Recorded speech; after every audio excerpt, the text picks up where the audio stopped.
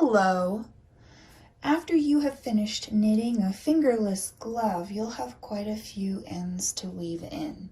You'll have an end from where you did your cast on, and you'll have two ends from the two bind off edges. You'll also have an end at the base of the thumb that needs to be woven in as well. So when I start weaving in my ends on a project like this, I start with the cast on end and I put it onto a darning needle to start weaving it in.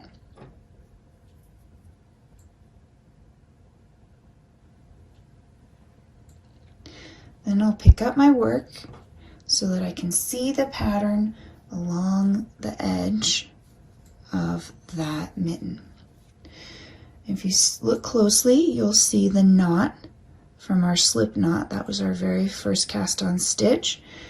I want to hide that a little bit, and I also want to duplicate the pattern that's running along the rest of the edge, which is sort of a flat, loopy edge.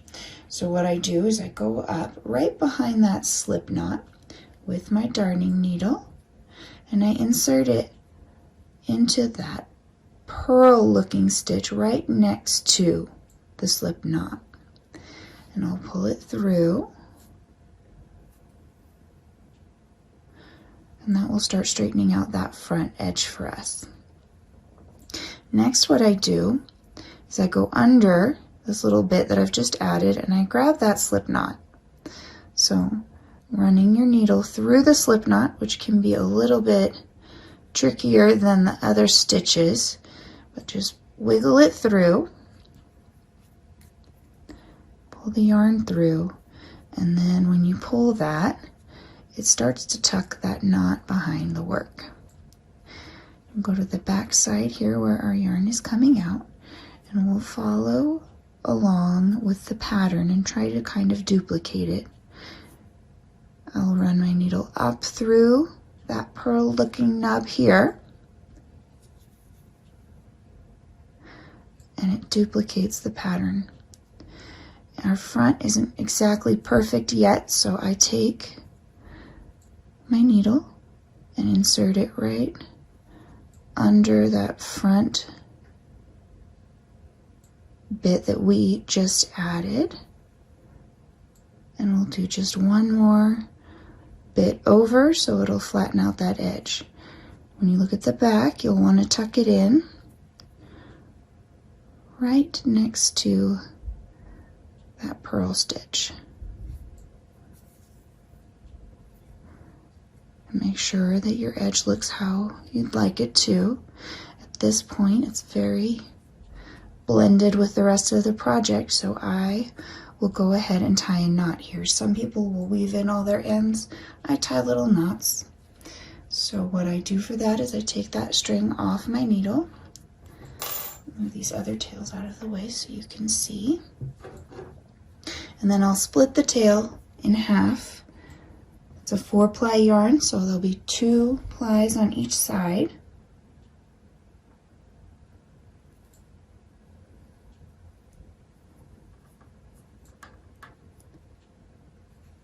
Smooth those out and then put 1/2 on the darning needle again.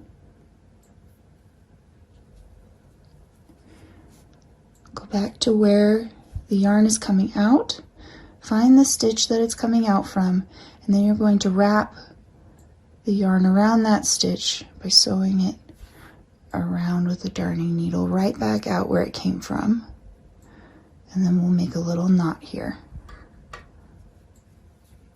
So set that down, point those strands in opposite directions, pick the strands up with opposite hands,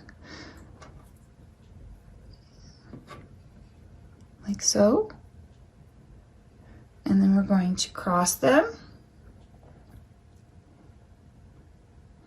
bring that strand over, under and through, and pull it in place, but don't pull too tightly or it can harm your stitches. So just in place, don't pull tightly yet, and then lay the strands back out and switch hands.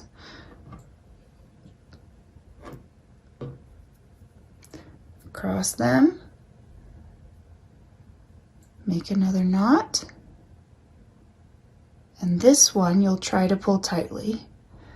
If it starts to slip, stop pulling and make another knot. If it doesn't, then pull very, very tightly to make sure it won't slip.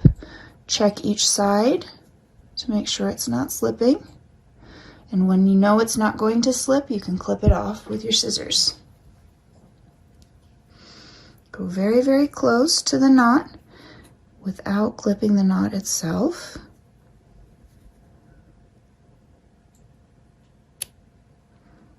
On both sides.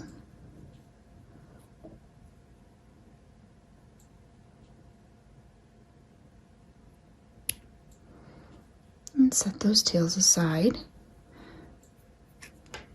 Stretch that edge just a bit to make sure the knot tucks in and nothing slips out. And the knot basically hides itself. It's actually smaller than the slip knot that started our project. And your end is smooth, and that's made the round nice and even. And then after that, you can move on to those other 3 loose ends. Oops. And what I like to work on next are these 2 bind off edges.